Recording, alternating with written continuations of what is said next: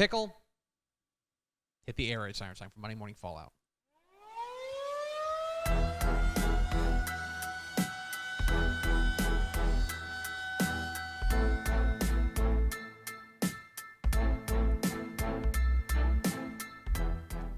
Monday Morning Fallout.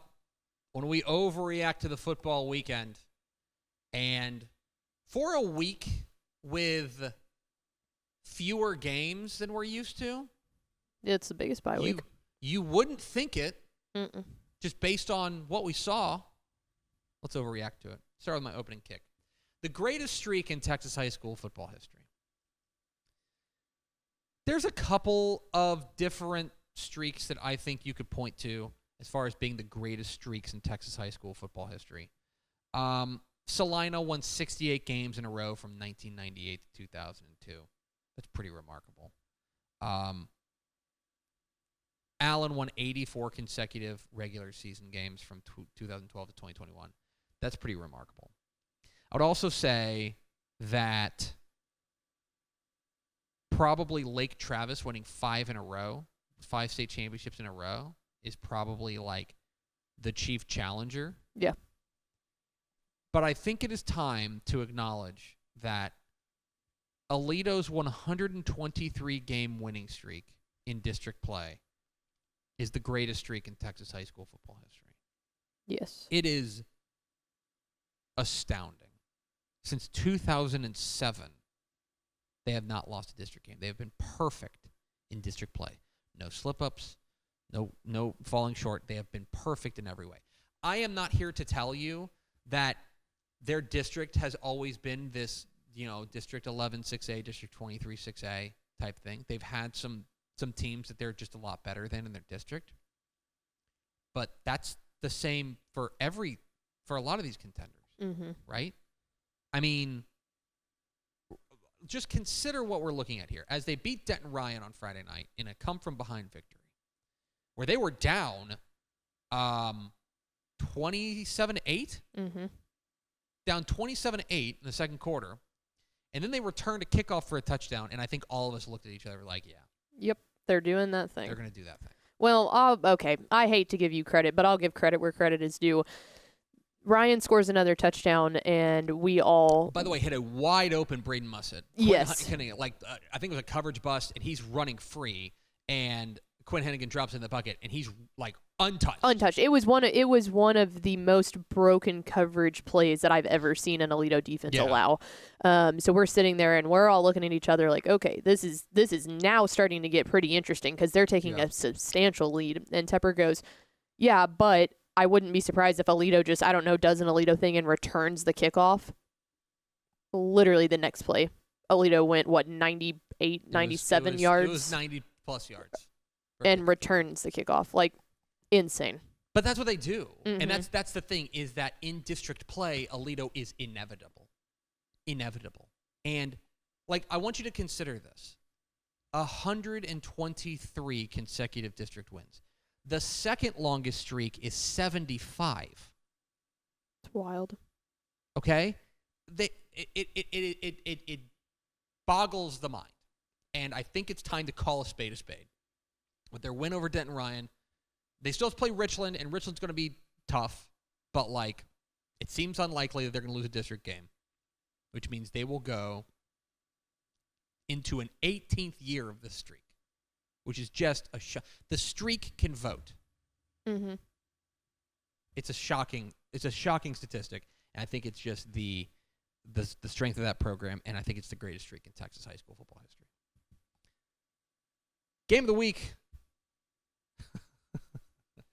Atascocita 42, Summer Creek 39. Don't you love that when we tell people that this is the best game of the week and that it's going to be a certified banger, and then the teams do what we needed them to do? We run into this every once in a while, you and I specifically, is when you try to get normies into watching high school football, and you say, watch this game. This game's going to be great. This game's going to be great.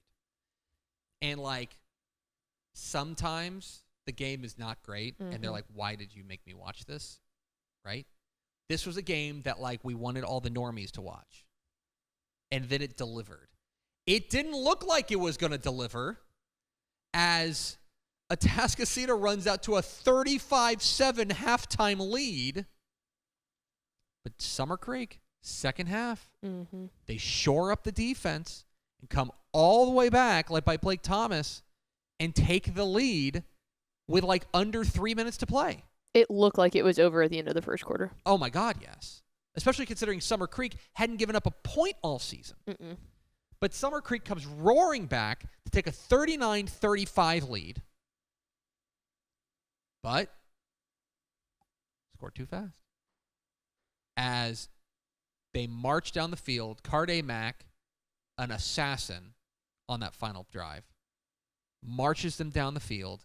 And Torrey Blaylock finishes it off with a go-ahead eventual game-winning touchdown with 12 seconds left to remain unbeaten and to continue what has been, what now is perhaps the most remarkable, the best resume in Texas high school football. In what I think is so far the game of the year. Yeah. We had a 6 overtime game this week, but like this is the game of the year. It's a shocking game, and again, you're exactly right. I love when a game that we hype up ends up living up to the hype. That gives us a little credibility boost. It does, and it's happened twice in the biggest bye weeks. It happened in week 4 when College Station and A&M Consolidated played. We said because it's very rare that we say this is the best game in the state, but we've made that claim twice this year, and both have lived up to it. So shout out to those 4 teams. Thanks, guys. We appreciate you making us look smart. My play of the week. Let's go on to another one of the big games of the week. Down in Galveston, we talked with Sheldon Benight on Friday, or Thursday rather, the head coach of the Galveston Ball Golden Tornadoes, ahead of their big game against Port Arthur Memorial. And we talked a lot about their team, but one of the guys we talked a lot about, obviously, is Jonah Williams, their superstar do-it-all athlete. So Port Arthur Memorial scores to tie it up at 7, right? The problem is they have to kick the ball off. And I don't want to tell people how to do their jobs, but I wouldn't kick the ball to Jonah Williams. No. Because here's what happened. Is tied up, notched up 7-7. So we're going to go Port Arthur Memorial kicker going to boot it. And about 1 yard or 2 yards just outside the end zone is Jonah Williams. Jonah Williams!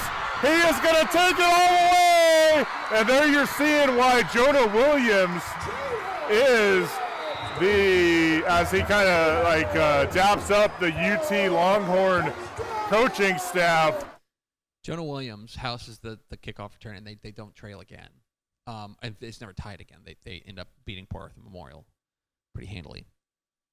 2 things on that play. 3 things on that play. 1, what a great atmosphere down there in Galveston. Really cool atmosphere down there at Kermit Coriel Stadium. 2, it is pretty dope to score a touchdown and run past Steve Sarkisian and his staff and be like, hey, did you see that? I did this thing. Hey, that's why you recruited me. That's pretty cool. The other thing, he is one of those rare talents that makes everyone else look like they're standing still. Like, he doesn't look like he's running hard. He just, like, glides, and it's just, like, unbelievable what he's able to do. Jonah Williams with my play of the week. It's time for the Dudes Rock Dude of the Week. After in a real Dudes Rock weekend, Oh, jeez. a guy who could have come over and eaten some kids' cuisine with me and the boys, Max was kind of lukewarm on it. He liked the brownie. Oh, Max. This is the same kid that doesn't like mac and cheese. I'm getting concerned. I'm going to have a Monday morning fallout on Max. We got a lot to overreact to. Houston Yates quarterback Chris Brown goes 16 of 17 for 384 yards and 4 touchdowns passing. But you're thinking, certainly that's all he did, right? No. Instead, he decided to add on 4 carries for 75 yards and 2 touchdowns on the ground. Pretty good. I don't want to look. I'm no expert, but I want to tell you that if you're able to do that, you're doing things pretty well. Who'd they beat? I want to make sure I get this right. As Yates rolls to a victory last week, they're now 4-2 on the year as they beat Houston Cashmere 60-0. Big win. And Houston Yates quarterback Chris Brown, my dude of the week. And now it's time, another week of the NFL season has gone on. Did you stay up late and watch the Cowboys? Okay, so I had to explain this to our intern Sam earlier. I did, in fact, stay up late throughout the remainder of the Cowboys game, but I did, in fact, stop watching when the fourth quarter happened, because after that second interception, I was just done. So I wanted to see what the final was, but I couldn't physically watch it with my own eyes. And so the NFL season keeps cruising along. We got a Monday night game tonight, but we, of course, had to catch up with our chief NFL insider, my mom, with the NFL Minute. Hi, this is Tep Mom reporting the NFL Minute. Jacksonville won over in Indianapolis 37-34. So these players are on Jacksonville from Texas high school football. Wide receiver Devin Duvernay from Saxe High School. Offensive lineman Walker Little from Episcopal High School in Bel Air. Offensive lineman Mitch Morse from St. Michael's Catholic Prep in Austin. Wide receiver Parker Washington from Fort Bend Travis. Cornerback Trey Flowers from Converse Judson. Defensive tackle Tyler Lacey also from Saxe High School. And finally, long snapper Ross Matzik from McKinney Boyd. That's it for this week. Have a good one. Thanks, Mom. This kind of incisive commentary that we rely on our chief NFL insider, my mom, for. Legend. Thanks, Mom. It was great. Stock up. Seminole.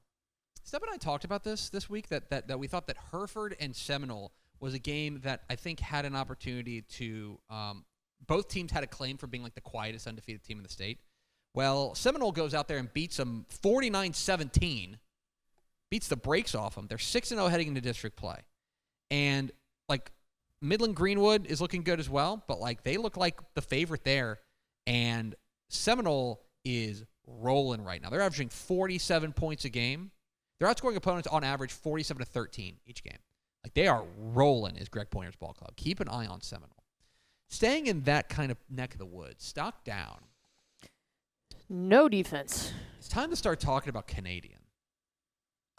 Spoiler alert, they're going to drop out of our rankings. Yeah. And they're now 3-3 on the year.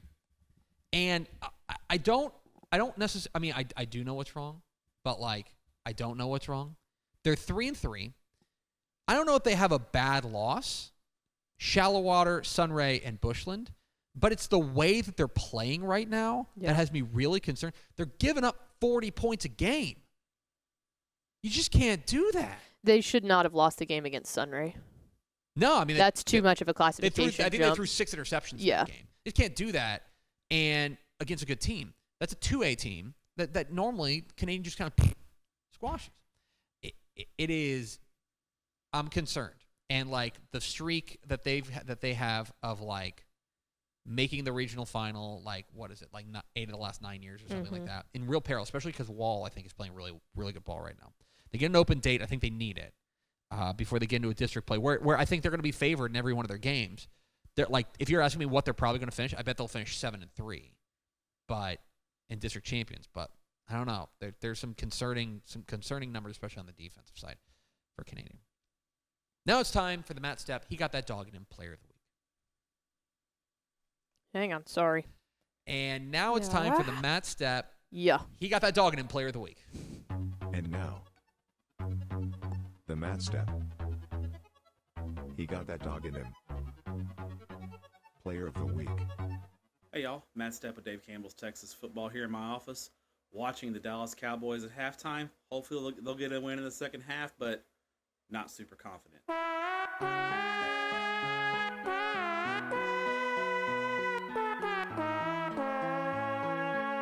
But enough of that. It's time for the Week 6 Matt Stepp. He got that dog in him award. And the winner of the Week 6 Matt Stepp. He got that dog in him award is none other than North Forney quarterback Legend Bay. In North Forney's 39-7 win over Tyler Legacy on Friday night, Legend had 234 yards rushing and 2 touchdowns, and he also threw for 100 yards to lead the North Forney Falcons to a 39-7 win to go 2-0 in District's 10-6A play. Congrats, Legend. You, sir, have got that dog in you. This has been the Matt Step He Got That Dog in Him Player of the Week. Congratulations to Legend Bay. of Unnecessary. North Point. What? They won. I know. Did you like the music? No, that was what was unnecessary. My final shot is that it's time for two things. One, I think in the micro, it is time For you to get a watch. Yup. in the micro stop. In the micro, it's DeSoto Duncanville week. And that's going to be the big headline, and the talk of the state is DeSoto Duncanville. And that's obviously a massive game, and we'll talk a lot about it this week.